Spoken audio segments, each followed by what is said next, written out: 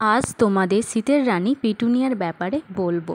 প্রথমে টবে অবশ্যই ড্রেনেজ হোল করে কিছু খোলামকুচি দেবে। শুকনো পাতা ও বাগানের মাটি দিয়ে টবকে অর্ধেক ভর্তি করলাম। বাড়িতে আনাজ খোসা থাকলেও মাঝে দিতে পারো। তারপর আগে থেকে প্রস্তুত করা কম্পোস্ট সার মিশ্রিত মাটি দিয়ে আবারও বাগানের কিছুটা মাটি দিয়ে তারপর গাছটিকে প্রতিস্থাপন করলাম। গাছটি দেখো কতটা তরতাজা আছে। গাছটিকে এখন রোদে একদম রাখা যাবে না।